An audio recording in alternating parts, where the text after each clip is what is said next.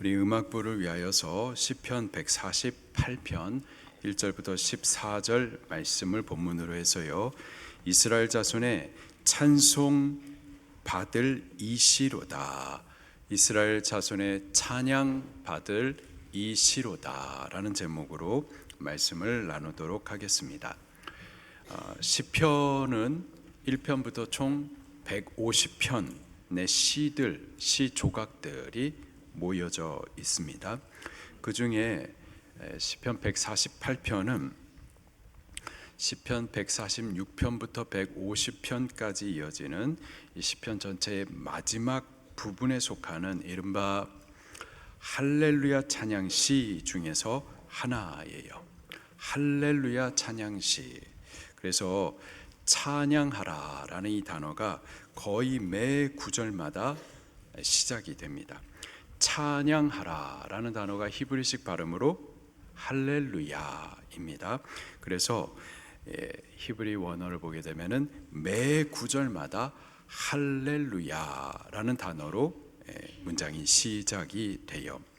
시편 148편 전체는 14개의 절로 구성이 되고 있고요, 또 3개의 연으로 구분되어 있습니다. 첫 번째 연은 1절부터 8절까지, 내용은 하늘의 피조물들에게 하나님을 찬양하라라고 초청을 합니다. 그리고 두 번째 연은 7절부터 12절까지 땅의 피조물들을 향하여서 하나님을 찬양하라 그렇게 초청을 해요. 그리고 세 번째 연 13절과 14절에는 이 시의 결론인데, 왜 우리가 하나님을 찬양해야 되는지, 하나님이 왜 찬양 받으실 이이신지에 대해서 그 이유를 밝혀주고 있습니다. 하늘의 피조물들, 그리고 땅의 피조물들, 다시 말해서 모든 만물들을 말합니다. 모든 만물들을 향하여서 여호와를 찬양하라 말하고 있어요. 하나님의 형상을 입은 우리들이 바로 여호와 하나님을 찬양해야 함이 마땅한 줄로 믿습니다. 우리가 여호와를 찬양하되 왜 찬양해야 되는지 그 이유를 분명히 알고, 그래서 더 좋은 찬양, 더 바른 찬양, 더 큰 기쁨과 감격의 찬양을 올려드리기 시작하기를 예수님 이름으로 축원합니다. 먼저 1절부터 6절에 하늘의 피조물들을 향하여서 여호와를 찬양하라라고 초청을 합니다. 1절 말씀을 먼저 읽겠습니다. 시작. 할렐루야, 하늘에서 여호와를 찬양하며 높은 데서 그를 찬양할지어다. 하늘에서, 높은 곳에서, 뜻은 천상의 세계, 그리고 그곳에 있는 존재들을 말합니다. 천상의 존재들 어떤 걸까요? 2절 말씀을 같이 읽겠습니다. 시작. 그의 모든 천사여 찬양하며 모든 군대여 그를 찬양할지어다. 아멘. 그의 모든 천사, 그리고 그의 모든 군대, 천군, 천사들의 군대를 말합니다. 그들을 향해서 여호와를 찬양하라라고 명령하십니다. 특별히 그의 모든 천사, 그의 모든 군대, 그것을 묘사할 때에 그냥 천사, 그냥 군대라고 하지 않고 그의 모든 천사, 그의 모든 군대, 그의 라는 이 단어를 수식하여 강조하고 있습니다. 여기서 그는 누구실까요? 여호와 하나님이십니다. 그의 천사, 그의 군대, 다시 말해서 여호와 하나님의 천사, 여호와 하나님의 군대라는 뜻이겠죠. 그의 천사, 그의 군대, 그의 라는 이 단어가 가지고 있는 여러 가지 의미가 있습니다. 첫째로 그의 천사, 그의 군대, 하나님의 천사, 하나님의 군대, 하나님께 속한 이라는 뜻을 갖고 있어요. 하늘에 있는 천사와 군대, 힘있고 존귀한 존재들입니다. 그런데 여호와의 것, 여호와의 소유된 것으로서 여호와 하나님의 다스림을 받는 존재들입니다. 이 말은 여호와가 그들보다도 더 존귀하며 여호와가 그들보다 더 강하신 분, 힘 있는 분이라는 뜻이기도 합니다. 우주 만물 얼마나 광활합니까? 무한하잖아요. 근데 그 무한한 우주를 창조하신 분, 그분은 무한한 우주보다 더 크신 분이신 겁니다. 천사가 존귀한데 그의 주권자 여호와 하나님은 천사보다 더 존귀하신 분. 저 하늘의 천군 강하지만은 그들의 주권자 되시는 여호와 하나님은 그들보다 더 강하신 분이라는 뜻이 되는 거죠. 둘째로 그의 천사, 그의 군대, 그의라는 그 의미는 여호와 하나님께서 지으신이라는 뜻입니다. 하늘에 있는 천사, 하늘에 있는 군대, 그것을 하나님께서 당신을 위하여서 지으셨다. 하나님께서 지으신 피조물들이다. 그리고 그들의 창조자는 여호와 하나님이시다라는 뜻입니다. 그의 천사, 곧 여호와 하나님께서 지으신 천사, 그의 군대, 여호와 하나님께서 지으신 군대. 셋째로 하나님을 위하여 있는 존재라는 뜻이기도 합니다. 그의 천사, 여호와 하나님께서 당신을 위해서 지으신 당신을 위한 천사, 그의 군대, 여호와 하나님을 위한 군대라는 뜻인 거예요. 잘 따라오고 계시나요?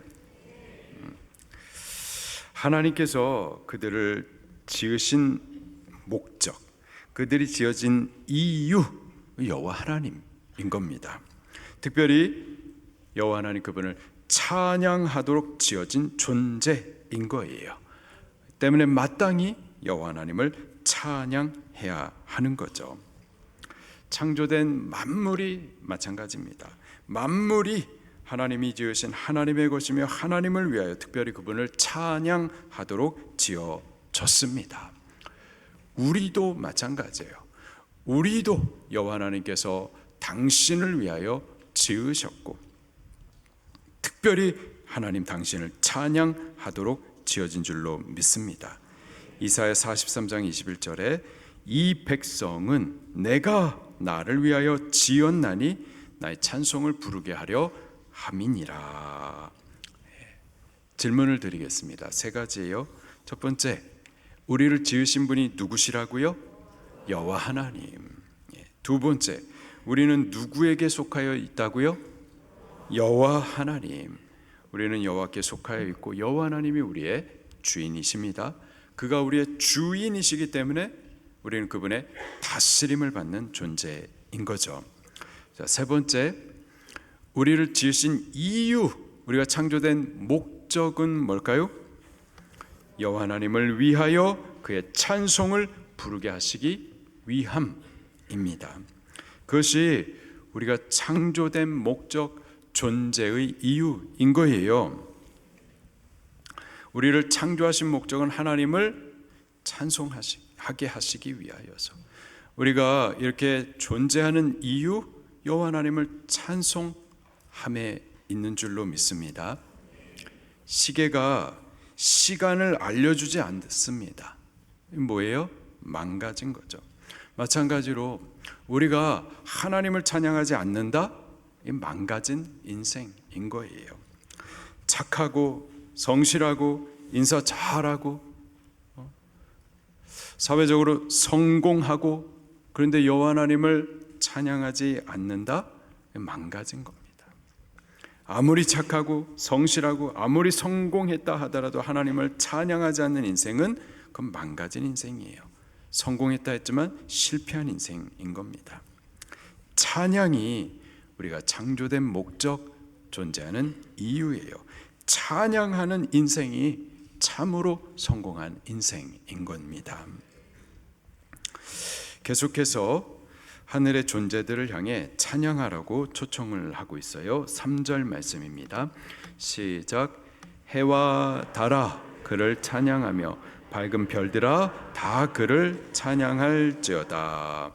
해와 달과 별들, 하나님께서 만드신 우주의 질서들입니다. 그것들을 향하여서 그들의 창조주 여호와 하나님을 찬양하라 초청을 하고 있어요. 어떤 이들은 해와 달과 별들을 향해서 해님, 달님, 별님 그 앞에 기도하고 경배합니다. 그러나 그것들은 우리의 예배의 대상이 아니라 예배해야 할 존재들입니다. 오직 여호와 하나님, 그들의 창조주 그분만 우리의 찬양과 예배 받으시기에 유일한 한 분이신 줄로 믿습니다. 4절 말씀도 읽겠습니다. 시작. 그를 찬양하며 하늘 위에 있는 물도 그를 찬양할지어다. 하늘의 하늘, 무슨 말일까요? 우리는 하늘이라고 단수형을 쓰는데 히브리인들은요, 하늘을 그냥 하나의 하늘로 보는 것이 아니라 하늘 위에 하늘이 있고 그 위에 또 하늘이 있다, 3층천으로 보았었습니다. 그 중에 하늘의 하늘이라고 말한다면은 가장 높은 곳 3층천, 하나님의 보좌를 두신 곳, 지극히 거룩한 곳을 말을 해요. 우리는 보통 거룩한 곳에 서게 되면은 그 거룩한 것을 섬기려고 하는 본성들이 있어요. 저도 예전에 참 정신 똑바로 차려야 되겠다라는 생각을 한 적이 있었는데, 기도원에서 금식을 하면서, 금식을 하니까는 뭐 힘도 빠지는데 정신도 몽롱한데, 거기 아래에 소나무 밭이 있어요. 소나무 밭에 가보니까 그 소나무 기둥이 붉어요. 그거 붉은데 절을 하고 싶더라고요. 정신이 몽롱하니까, 제정신이 아니다 보니까 소나무 밑에서 절을 하고 싶더라고요. 안 됩니다. 정신 차리셔야 되는 거예요. 거룩한 곳에 서면은 그렇게 그것을 섬기고자 하는 본성들이 있어요. 죄악의 본성, 타락한 본성, 쏘가 있는 본성이. 그러나 하늘의 하늘까지도 지극히 거룩한 곳이라도 그건 예배 대상이 아닌 예배해야 할 존재인 겁니다. 오직 예배 받으실 한 분은 여호와 하나님 뿐이십니다. 이제 5절과 6절 말씀에 보게 되면은 하나님을 찬양해야 될 이유를 간단하게 설명을 하고 있어요. 먼저 5절 말씀입니다. 시작. 그것들이 여호와의 이름을 찬양함은 그가 명령하심으로 지음을 받았음이로다. 아멘. 하늘의 모든 존재들, 물건들, 장소들, 그것들은 다 여호와 하나님께서 지으셨습니다. 여호와 하나님께서 명령하실 때 그것들이 존재했었어요. 그가 명령하신 그것들을 만드신 목적, 그것들이 존재하는 이유, 그들의 창조주 여호와 하나님을 찬양하기 위함입니다. 그것들이 여호와의 이름을 찬양함은 그가 명령하심으로 지음을 받았음이로다. 지어진 것들은 그들을 지으신 여호와 하나님, 그분을 찬양하기 위하여서 창조된 거고 또 존재하는 거죠. 또 6절 말씀도 같이 읽겠습니다. 시작. 그가 또 그것들을 영원히 세우시고 패하지 못할 명령을 정하셨도다. 그것들을 영원히 세우시고 패하지 못할 명령을 정하셨다. 무슨 뜻이냐? 그것들을 만드시되 목적이 뭐라고요? 여호와 하나님을 찬양하도록 만드신 거예요. 바로 그 목적이 패하여지지 않도록, 영원하도록, 영원히 찬송하도록 지으셨다라는 겁니다. 하늘의 모든 존재들은 여호와 하나님께서 지으셨어요. 하나님 당신을 찬양하도록 지으셨습니다. 그 일을 패하지 못하도록 정하셨어요. 그러므로 하늘의 모든 존재들은 그들을 지으신 여호와 하나님, 그분을 창조의 목적대로, 존재된 이유대로 하나님을 찬양해야 마땅한 겁니다.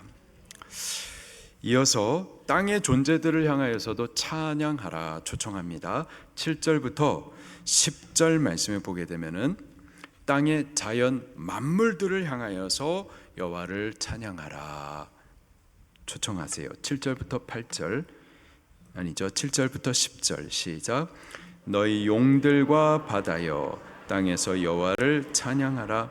불과 우박과 눈과 안개와 그의 말씀을 따르는 광풍이여 산들과 모든 작은 산과 괴수와 백향목이며 짐승과 모든 가축과 기는 것과 나는 새며 땅에 창조된 만물들 그들을 향하여서도 여호와를 찬양하라 말하고 있습니다. 너희 용들과 여기서 말하는 용들 바다의 큰 짐승을 말하기도 하지만은 공룡을 말할 수도 있겠습니다. 그것들도 여호와를 찬양하라. 또 불과 우박 그래서 불은 화산을 말해요. 화산이 팍 폭파하고 있는데 그냥 폭파하는 것이 아니라 사실은 여호와 하나님을 찬양하고 있는 거죠. 우박이 떨어지고 눈과 안개가 있는 것 이것이 그냥 우연히 있는 것 같지만 사실은 모든 창조된 만물들이 자연 질서 가운데에 그들을 창조하신 그들을 통치하시는 여호와 하나님을 찬양하고 있는 거예요. 지금 우리 같이 예배하고 있는 우리 권사님이죠. 이제 권사님께서 새벽 예배를 마치고 집으로 돌아가시는 길이었습니다. 돌아가는 내내 속에서부터 찬송이 기도를 마쳤지만 찬송이 계속 끊이지 않아요. 그렇게 찬송을 하면서 댁으로 돌아가시는데 목련나무가 서 있는 거예요. 겨울이었고 목련 이 봉우리가 살짝 펴 있는데 눈이 쫙 열렸어요. 눈이 그냥 물질 세계를 보는 이 눈 말고 영적인 세계를 보는 영안이 쫙 열린 거예요. 전에는 보이지 않았었던 세계가 이제 보여지는데 그 목련꽃, 목련나무가 이렇게 들고 있는데 말이에요. 그냥 이렇게 있는 게 아니라 하나님을 찬양하고 있는 거예요. 이렇게 가지가 있는데 여기에 음표들이 말이에요 쑥쑥 올라가고 있대요. 저는 그게 믿어집니다. 성경이 말씀하고 있잖아요. 자연에 창조된 모든 만물들 그것들이 그냥 있는 것이 아니라 다 여호와 하나님을 지금 찬양하고 있는 줄로 믿습니다. 또 11절부터 12절 말씀을 보게 되면 땅의 사람들을 향하여서도 여호와를 찬양하라 그렇게 초청하십니다. 11절 12절 시작. 세상의 왕들과 모든 백성들과 고관들과 땅의 모든 재판관들이며 총각과 처녀와 노인과 아이들아 여호와의 이름을 찬양할지어다. 높은 자와 낮은 자 또 남자와 여자 또 노인과 아이 다른 말로 말하면은 모든 사람 호흡이 있는 모든 자 그들을 향하여서 여호와를 찬양하라 말씀을 하십니다. 높은 자 여호와 하나님께서 높여주신 거예요. 낮은 자 아유 내 인생은 왜 이렇게 저주스러워 아니요 그것도 여호와 하나님께서 그렇게 허락하신 겁니다. 원망이 아니라 그 가운데서 또 여호와 하나님을 찬양해야 하는 거예요.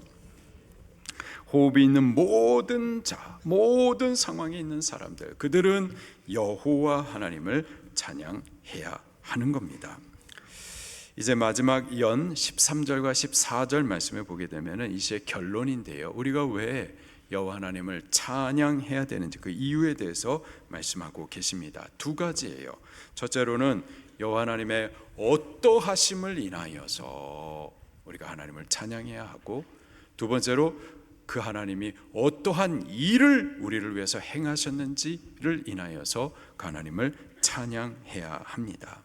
먼저 하나님 그분의 어떠하심을 인하여서 찬양해야 될지 13절을 같이 읽겠습니다. 시작. 찬양할지어다 그의 이름이 홀로 높으시며 그 영광이 땅과 하늘 위에 뛰어나심이로다. 아멘. 여호와의 이름이 홀로 높다라는 뜻은 다른 어떤 것과 비교할 수 없이 절대적으로 높으심을 의미합니다. 물론 하나님 외에도 땅에 높은 것들이 있어요. 높은 지위, 높은 힘, 높은 권력 있습니다. 여러분, 그 힘센 사람, 싸움을 제일 잘하는 사람, 요즘 아이들 말로 뭐라고 하는지 아세요? 힘이 제일 센 사람, 싸움을 제일 잘하는 사람, 요즘 아이들 말로 뭐라고 하는지 아세요? 일장이라고 해요. 일장. 지금 현재 세계에서 일장이 누구예요? 미국의 트럼프 대통령이죠. 그럼 세계에서 2장은 누구예요? 두 번째 장, 중국의 시진핑 주석이죠. 이번 그 경주 에이펙 회의 때 세계 1장, 2장이 같은 자리에서 만나서 카메라 앞에서 사진을 찍었었습니다. 보셨나요? 1장 앞에 서 있는 2장의 얼굴이 바싹 긴장되어 있더라고요.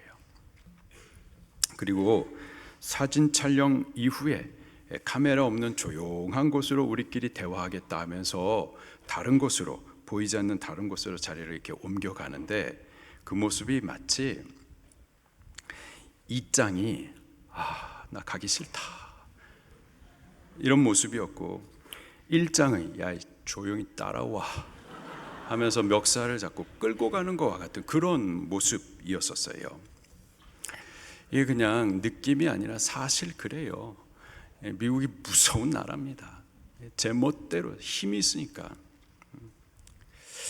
현재는 미국이 일장 나라죠. 가장 높은 지위, 가장 높은 힘, 가장 높은 권력을 가졌습니다. 그러나 그건 이 땅에 있는 것들 중에서 높은 거고요. 땅의 사람들 중에서 높은 거고요. 땅의 권력들 가운데서 높은 거고, 땅에서 높다 해가지고 하나님과 견줄 수가 있을까요? 천만입니다. 견줄 수 없죠.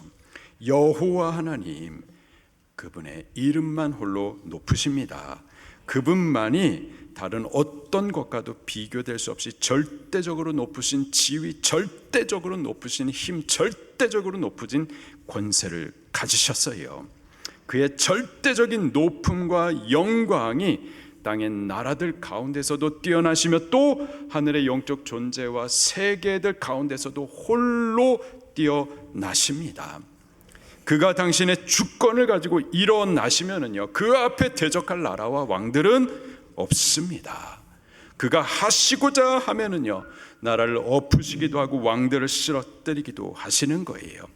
또 그가 하시고자 하면은요, 힘없고 위태한 나라라 하더라도 견고하게 일으켜 세우시고 비천하고 낮은 자라도 높이 들어 세우십니다.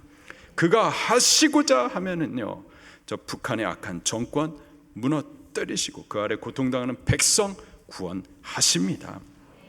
그가 하시고자 하면은 그의 높으시고 절대적인 주권으로 이 위태한 대한민국 다시 하나님만 예배하는 나라, 하나님을 왕으로 모시고 섬기는 제사장 나라, 열방을 기업으로 받아 선교하는 선교 강국으로 일어나게 될 줄로 믿습니다.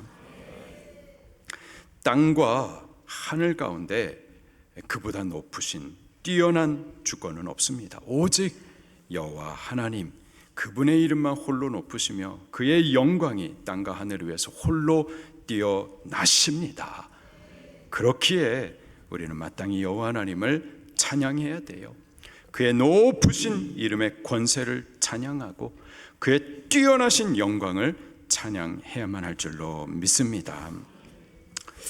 두 번째로 우리가 찬양해야 될 이유는 그의 어떠하심 뿐만 아니라 그가 행하신 어떠하신 일들로 인하여서 또 찬양해야 돼요. 14절입니다. 시작. 그가 그의 백성의 뿔을 높이셨으니 그는 그의 성도 곧 그를 가까이하는 백성 이스라엘 자손의 찬양 받으실 이시로다. 할렐루야. 그가 그의 백성의 뿔을 높이셨기 때문에 마땅히 찬양해야 하는 겁니다. 여기서 뿔 여러 가지 의미가 있어요. 첫 번째로는 힘과 권세 또 영광을 상징을 합니다. 한나, 구약시대에 한나가 아들이 없었었죠. 수치와 멸시를 당했었습니다. 주인집 여주인이었는데도 불구하고 여주인의 권세와 힘을 빼앗겼었던 거예요. 그랬던 그 한나가 하나님 앞에 기도하고 또 하나님의 응답을 받아서 아들을 받게 되죠. 아들을 받고 난 이후에 여호와 하나님 앞에 찬양하면서 이런 고백을 합니다. 사무엘상 2장 1절에 내 뿔이 여호와로 말미암아 높아졌으며, 여주인인데도 불구하고 그 주권과 권세와 지위와 힘을 다 빼앗겨버리고 영광은 짓밟혀버리고 수치와 모멸을 당했었던 그의 뿔을 여호와 하나님께서 높이셨다 때문에 찬양하는 거죠. 둘째로 뿔이라고 하면은 승리를 의미합니다. 다윗이 원수들에 둘러싸여가지고 고난을 당하는 중에 그럼에도 불구하고 원수에 둘러싸여 있는데도 불구하고 죽을 것 같은 상황인데도 불구하고 여호와 하나님으로 인해서 승리를 확신해요. 여보세요? 원수에 둘러싸여 있는데 근데 그 가운데서도 여호와 하나님을 바라보니까 승리를 확신하면서 찬송을 한단 말이에요. 여러분은 여호와 하나님을 믿습니까? 그분의 주권 믿으세요? 그렇다면은 지금 대한민국을 볼 때에 염려와 근심과 걱정, 이 나라 망할 것 같고 뭐 공산화 될 것 같고, 저도 동일하게 보고 있어요. 그러나 그것만 볼 것이 아니라 이러한 상황에 둘러싸여 있는 중에도 여호와 하나님을 보면서 승리를 확신하면서 찬송하는 겁니다. 그게 믿음이에요. 우리가 예수님 믿는다면서 왜 자꾸 보이는 대로 듣는 대로 믿고 그럼 믿음 없는 말들을 자꾸 하고. 제가 자꾸 이 말을 하는 것은 누가 그랬다는 게 아니에요. 제가 자꾸 그래요. 제가 자꾸 염려하고 걱정하고, 그래서 또 기도하면은 또 여호와 하나님을 보게 되고 또 눈 뜨면은 또 이러고, 왔다 갔다 해요. 그러나 참으로 믿음의 사람은 모든 상황 가운데서 여호와 하나님을 보는 겁니다. 원수에 둘러싸여 있고 죽을 것 같은 그 상황 가운데서도 여호와 하나님을 봄으로 인하여서 승리를 확신하고 그 원수에 둘러져 있는 그 상황 가운데서도 하나님을 찬송하는 거예요. 그러면서 그가 이러한 고백을 합니다. 시편 92편 9절과 10절 말씀에 여호와여 주의 원수 곧 주의 원수가 패망하리니 죄악을 행하는 자는 다 흩어지리이다. 지금 당장이 눈에 보이는 것은 원수가 지금 둘러싸여 있는데, 근데 다윗의 고백은 주의 원수가 패망하리니 흩어지리이다. 반대로 주께서 내 뿔을 들소의 뿔같이 높이셨으며 내게 신선한 기름으로 부으셨나이다. 들소의 뿔같이 높이셨다. 승리 주실 것을 확신하는 고백인 겁니다. 뿔, 여기서는 바로 승리를 의미해요.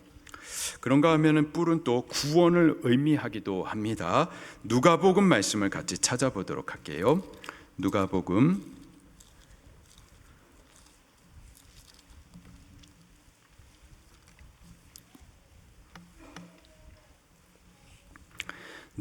1장